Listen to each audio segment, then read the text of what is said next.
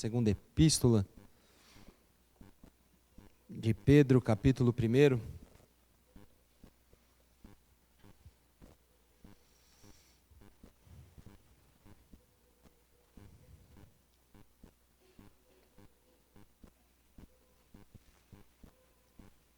Segunda Pedro, capítulo 1, versículo 3 até o 11.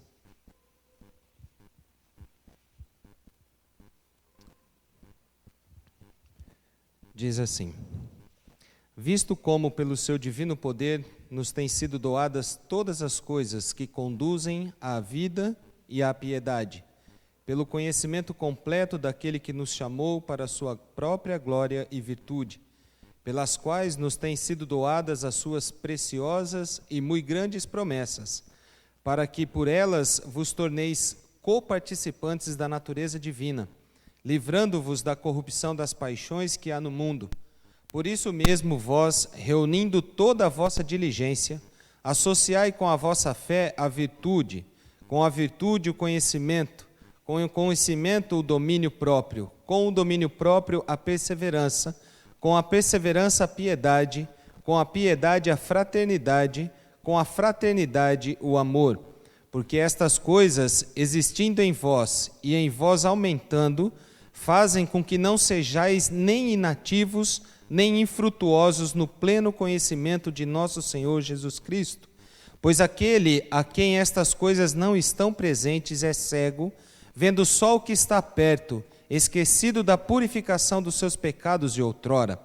Por isso, irmãos, procurai com diligência cada vez maior, confirmar a vossa vocação e eleição, porquanto procedendo assim não tropeçareis em tempo algum, pois desta maneira é que vos será amplamente suprida a entrada no reino eterno de nosso Senhor e Salvador Jesus Cristo. Amém. Meus queridos, eu fiquei pensando a respeito de tudo que nós estamos estudando na igreja, nas escolas dominicais, nas pregações de domingo à noite, e algo chama a atenção que talvez não assim muito explicitamente, mas uma pregação e um estudo na escola dominical são coligados. Nós vemos que na escola dominical estamos estudando a respeito do Espírito Santo, estamos estudando a respeito dos dons, estamos estudando a respeito de uma transformação de vida. Nos cultos, nesse mês de agosto, propriamente dito, estamos estudando a respeito da oração sacerdotal de Jesus Cristo, onde falou da unidade. Domingo passado foi falado sobre o que mesmo? Sustenta a verdade, né? E nós vemos que muitas vezes nós somos pegos de uma maneira assim que nós não condizemos com aquilo que a palavra nos ensina.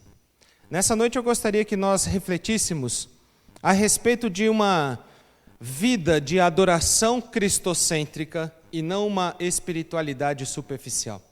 Porque, na verdade, muitas pessoas correm atrás de coisas que não têm sentido para a vida. Nós vimos na escola dominical, por exemplo, domingo, falando a respeito de dons do Espírito Santo. Existem muitas divergências de assunto, de pensamento, existem muitas complexidades em tudo aquilo lá, mas nós vemos que muitas doutrinas só correm atrás disso, dos dons, só correm atrás de uma superficialidade espiritual. Ou seja, eu tenho, então eu sou mais santo do que você, ou eu sou mais espiritual do que você. Na verdade, tudo isso é supérfluo, ou periférico, ou vive ao redor daquilo que é a essência, que a essência é Cristo. Se a nossa vida não for cristocêntrica, nós vivemos de maneira superficial tudo aquilo que Jesus nos ensina. E Pedro, então, ele escreve essa carta às pessoas que são perseguidas pelos falsos ensinos, por doutrinas vãs que entram no meio do povo. Pedro está encorajando esses homens, essas mulheres da igreja, para serem maduros na sua espiritualidade, não serem como crianças, porque ali naquele momento estavam entrando muitos ensinamentos, filosofias gregas, gnosticismo, eles estavam sendo levados por tudo aquilo, os misticismo, o esoterismo, aquelas pessoas estavam buscando aquilo, e dentro da própria igreja. Não era por fora, estava dentro da própria igreja. Então Pedro está encorajando essas pessoas a terem essa maturidade espiritual, que é o que nós precisamos ter na nossa vida cotidiana. Nós precisamos buscar este cristocentrismo na nossa vida. Domingo foi pregado a respeito de 3 pontos que vivem hoje. Qual é? Primeiro, o centro do ser humano, o homem.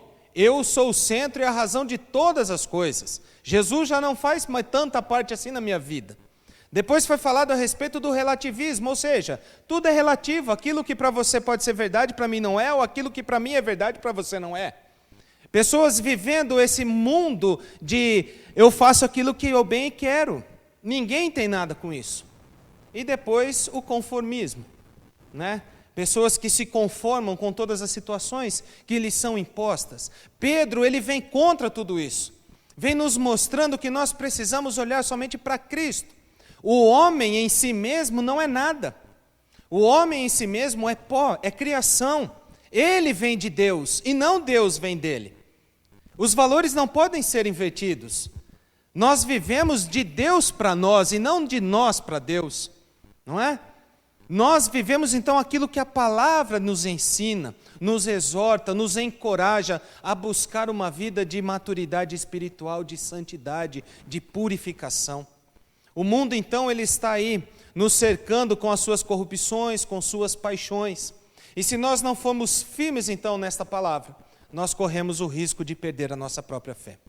E veja que Pedro então aqui ele nos mostra 2 grandes assuntos nesse texto que nós lemos. O primeiro dele são os privilégios da bênção e da promessa de Deus, que é do versículo 3 e 4, que ele nos fala a respeito dessas promessas. Veja, o versículo 4 ele diz assim, que pelas quais nos têm sido doadas as suas preciosas e muito grandes promessas, para que por elas nós nos tornemos coparticipantes da natureza divina, livrando-nos da corrupção das paixões que há no mundo.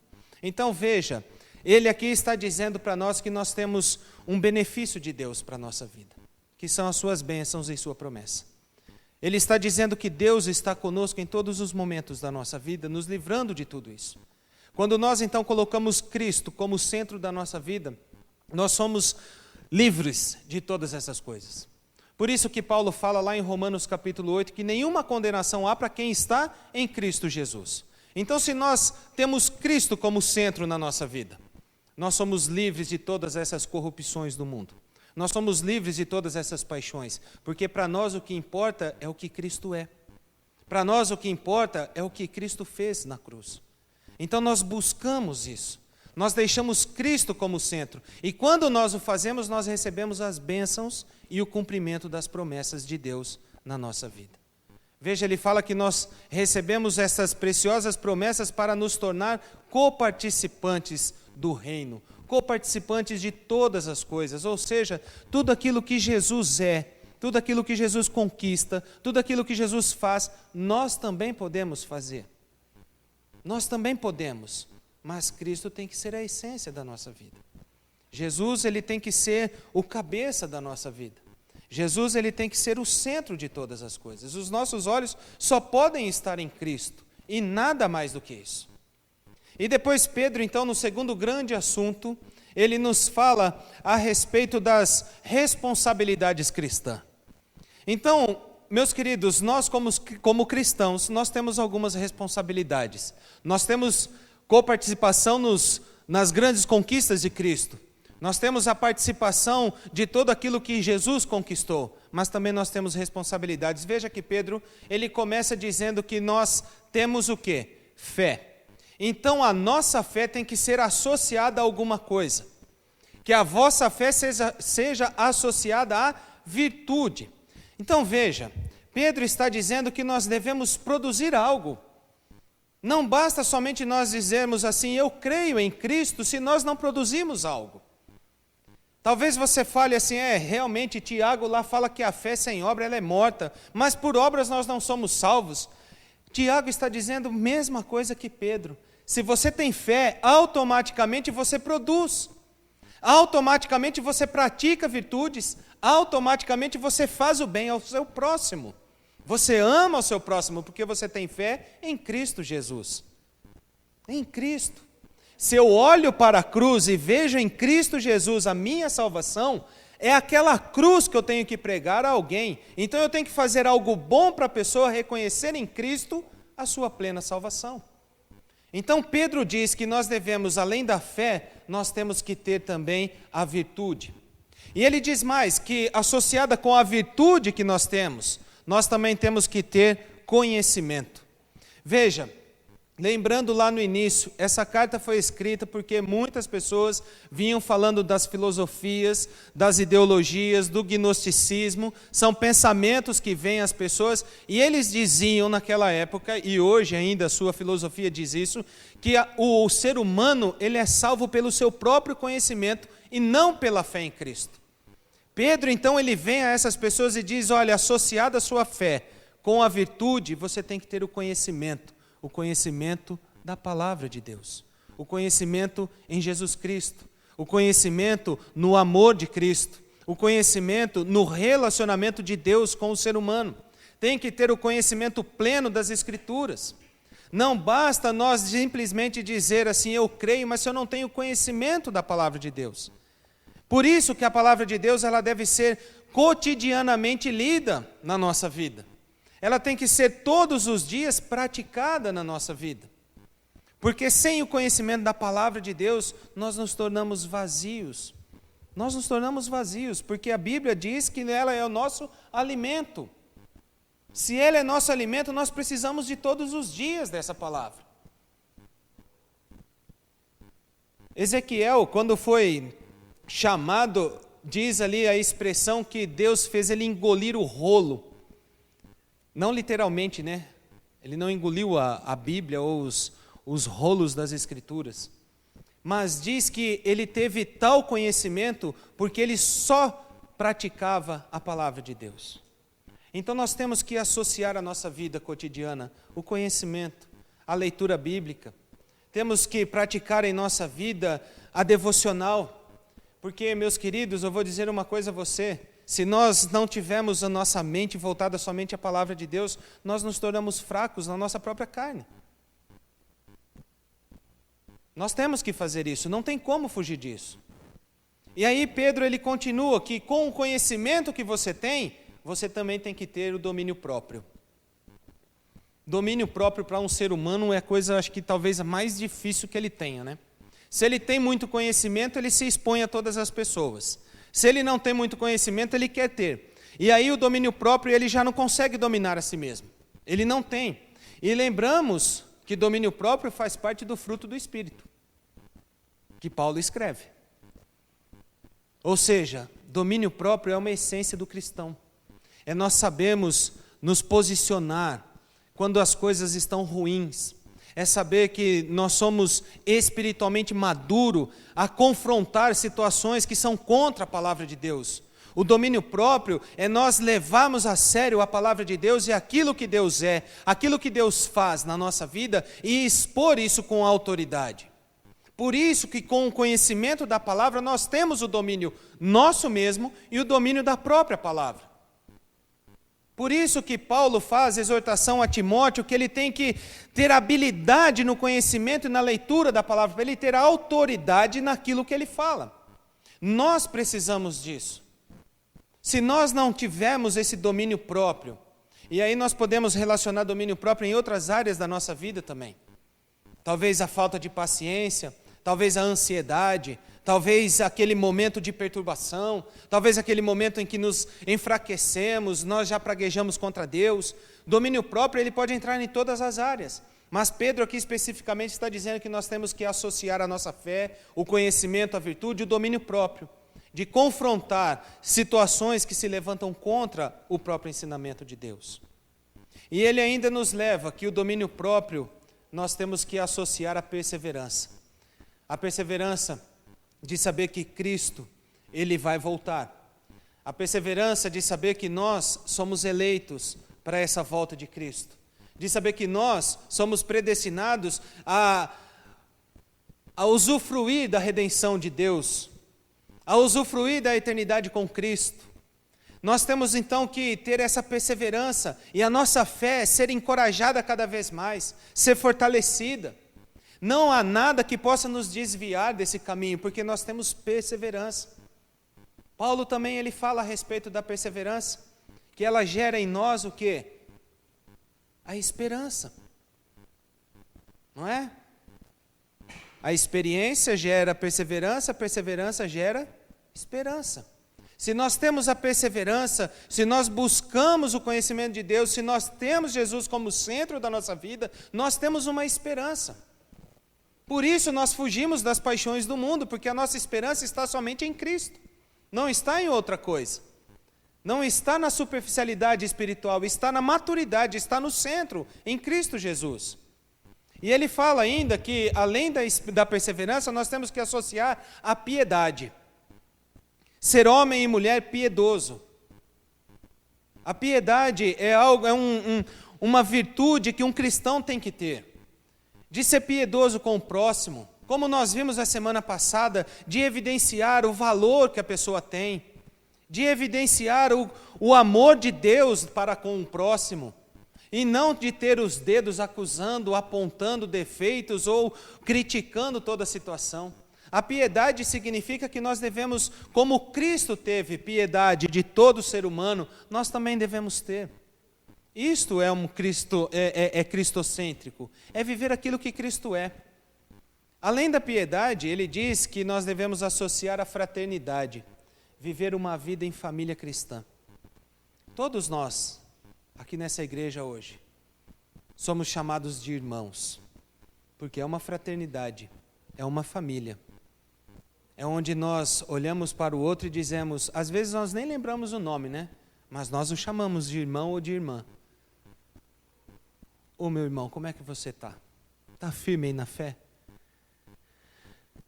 A fraternidade significa que nós devemos fazer o bem para aqueles que estão do nosso lado.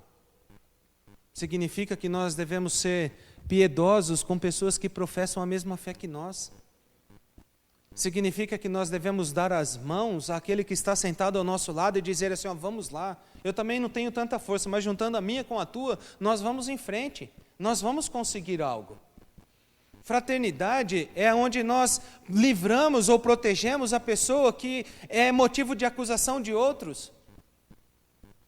Não é? Se alguém fala mal do seu irmão, da sua casa, da sua família, o que você faz? Não, o meu irmão não, eu vou proteger o meu irmão. Nós não nos associamos com situações que fazem com que a outra pessoa seja escarnecida. Nós nos livramos disso. Então, a fraternidade, a piedade é esse sentido de nós vivemos esta união em Cristo. É vivemos uma fraternidade legítima. É vivemos uma irmandade, uma situação de igreja que Cristo é o mesmo para mim e para você. Se alguém levanta algo contra o meu irmão, ele está levantando contra Cristo. Então, eu defendo.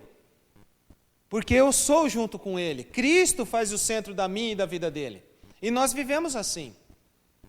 E aí Pedro então nos chama a atenção que associada com a fraternidade nós devemos ter o amor. O amor. O amor que muitas vezes nós vemos que ele está se esvaindo do nosso mundo. Ele está se esfriando cada vez mais.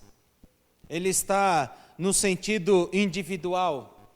Nós vivemos um mundo como uma arena de gladiador, né? Pessoas querendo devorar o outro, porque ninguém ama mais ninguém. Ninguém quer mais conviver com o outro que está ali. Ele quer viver o seu próprio mundo. Nós vivemos os mesmos pensamentos e as mesmas ideologias e filosofias lá do passado, que os profetas, os homens de Deus, os apóstolos encontraram, e nós estamos encontrando hoje ainda. A falta de amor, a falta de vivência com o próximo, a falta de comunhão. Nós vivemos esse individualismo e a verdade ela não vive no nosso meio. Então Pedro nos chama a atenção que a nossa espiritualidade tem que ser madura. Nós não devemos buscar algo que faça com que nós queiramos ser melhor do que o outro. Não nos faça ser melhor do que aquele que não tem o dom de língua talvez, ou o dom da profecia. Mas se eu tenho o dom do amor, nós amamos, nós somos iguais. Em todas essas coisas, Paulo ainda diz, se existe a profecia, ali não tem o dom de língua, se tem o dom de língua não tem profecia, mas que o amor prevaleça na igreja, que o amor seja a comunhão comum de todas as pessoas. Pedro nos chama a atenção, então, para nós andarmos em amor, que a nossa fé tem que ser associada a tudo isso e culminar no amor. A minha fé produz boas obras, a minha fé faz a virtude, a minha fé me leva a ter o conhecimento, a minha fé me faz ter domínio próprio, a minha fé faz com que eu tenha perseverança, a minha fé faz com que eu ande em piedade, a minha fé faz com que eu tenha fraternidade, a minha fé faz com que eu ame ao próximo, porque a minha fé é somente em Cristo. Se Cristo me amou, eu devo amar o próximo. Se Cristo, eu sou salvo mediante a fé nele, eu tenho que amar ao próximo. O próximo tem que ser salvo também. Então, Pedro nos chama a atenção para que nós tenhamos estas responsabilidades cristãs. Responsabilidades de mostrar ao mundo que tudo isso faz parte de uma vivência cristocêntrica. E aí Pedro ainda ele completa, no versículo 8, ele diz assim, porque estas coisas, existindo em vós, e em vós aumentando, fazem com que não sejais nem inativos, nem infrutuosos. Ou seja, se nós temos isso, nós trabalhamos em prol do reino de Deus. Se nós temos estas virtudes, se nós temos estas responsabilidades cristãs, nós fazemos com que o reino de Deus cresça. Nós não somos parados, nós não somos conformados, nós não vivemos somente sentados, nós nos levantamos, nós andamos, nós pregamos. É isso que Pedro nos chama a atenção.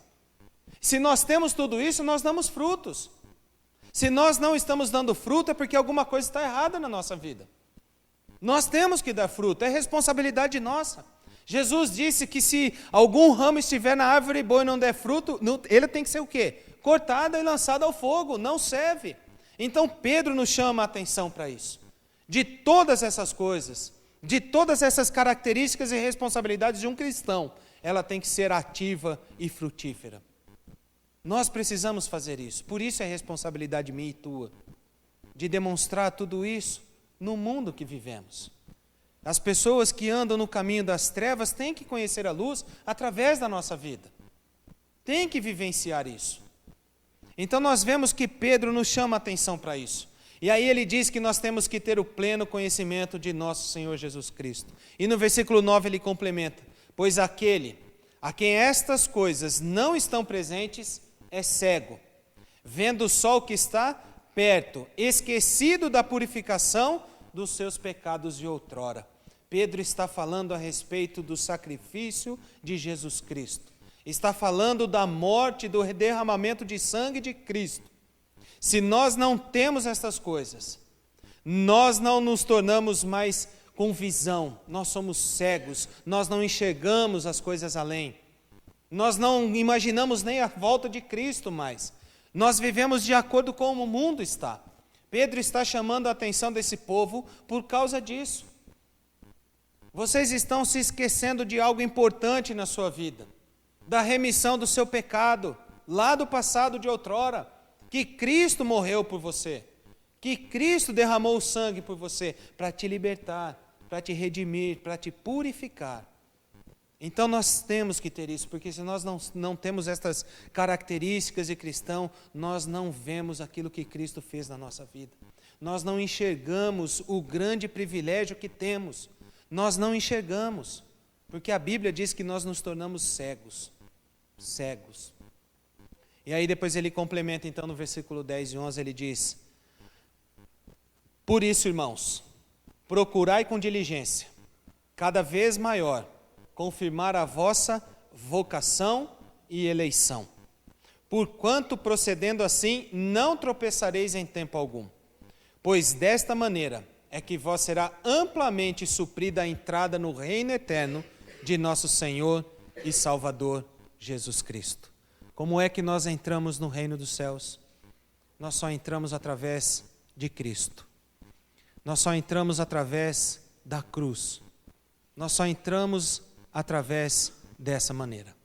Então nós temos que buscar diligentemente, cada vez maior, confirmar a nossa vocação. Qual é a nossa vocação, meu querido? A nossa vocação é ser cristão.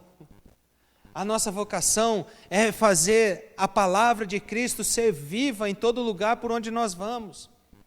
Saber que somos eleitos por Cristo, por Deus, mesmo sem o merecimento, nós somos eleitos, nós somos escolhidos por Ele, para sermos dele, para sermos justificados por Ele, para sermos coparticipantes do reino eterno do nosso Deus, através de Jesus Cristo.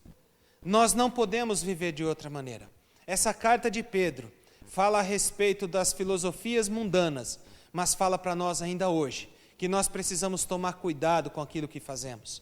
Nós precisamos associar à nossa fé todas essas características, a virtude. Nós temos que associar o conhecimento, o domínio próprio, a perseverança, a piedade, a fraternidade e o amor. Se nós não andarmos assim, nós andamos como o mundo anda. Se nós não sermos luz onde nós estamos, a treva tomará conta. Como nós vimos domingo na explanação da palavra, haverá um tempo que luz será treva e treva será luz. Se a nossa luz, que é Jesus Cristo, não brilhar, nós ofuscaremos. Nós precisamos tomar uma atitude. Nós precisamos ser cristão genuíno. Nós precisamos fazer isso. Cristo, Ele nos dá todos os benefícios, as suas bênçãos e o cumprimento das suas promessas. Todas elas se cumprem.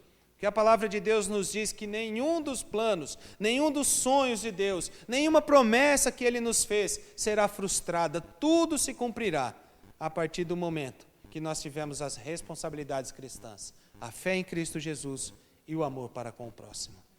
Porque Deus nos deu os mandamentos e Jesus reafirmou o grande mandamento: amai a Deus sobre todas as coisas. Então essa é a nossa fé. E o amor ao próximo como a ti mesmo. Que nós sejamos assim, que a nossa igreja seja assim, seja uma igreja vista com estas virtudes, com estas características que Pedro nos coloca nessa noite. Vamos orar? Feche os seus olhos. Senhor, nosso Deus, nosso Pai, nós reconhecemos que somos fracos, ó Deus, reconhecemos que por muitas vezes nós andamos de maneira contrária à Tua palavra. Por isso, ó Pai, nós clamamos a Ti o Teu perdão sobre nossa vida. Perdão, ó Deus, para que nós endireitemos os nossos passos e procuremos andar somente nos Teus caminhos, ó Pai. Que nós não venhamos a desviar nem para a direita e nem para a esquerda, e os nossos olhos estejam fixos somente em Cristo Jesus. Pai, produza em cada um de nós, a cada uma destas características explanadas hoje na palavra do Senhor, ó Pai. Que nossa fé seja aumentada dia a dia, Pai, em nome de Jesus, e que essa fé promova, Senhor, as virtudes nesse mundo, ó Pai, esse mundo de engano, esse mundo, ó Pai, de ilusão, que nós possamos mostrar através da nossa fé as coisas boas do Senhor, ó Pai. Que também, ó Deus, nós venhamos a ter o conhecimento profundo da Tua palavra. Dá-nos ânimo, Senhor. Encoraja-nos com Teu Espírito Santo cada vez mais de ler a Tua palavra, de buscar conhecimento na Tua palavra, Senhor. Que nós possamos vivenciar essa palavra todos os dias na nossa vida. Meu Deus, cria em nós um coração disposto a procurar o conhecimento na Tua palavra, a ler constantemente, ó Deus. Ó meu Pai, que através desse conhecimento também nós possamos ter o domínio próprio, meu Pai.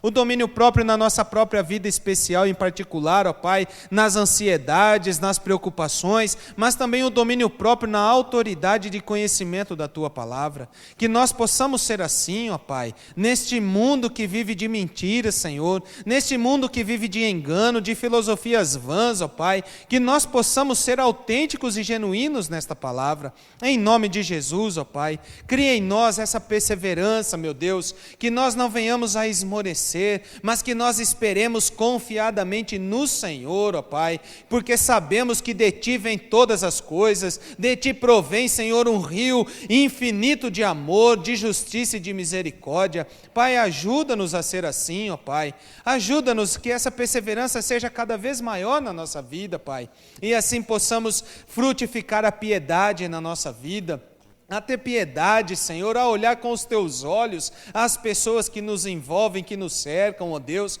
que nós possamos ser assim, meu Deus, em nome de Jesus, a viver uma fraternidade, Deus, e o amor do Senhor nesse lugar. Pai, em nome de Jesus, ajuda-nos, ó Deus, ajuda a tua igreja, meu Pai, que nós não sejamos vistos pelos teus olhos como inativos ou infrutuosos, ó Pai, mas que nós sejamos vistos por ti como homens e mulheres que trabalham em prol do teu reino, que dá frutos, ó Pai, em nome de Jesus. Cria em nós este desejo, esse coração, esse espírito de trabalhar na tua obra, meu Pai.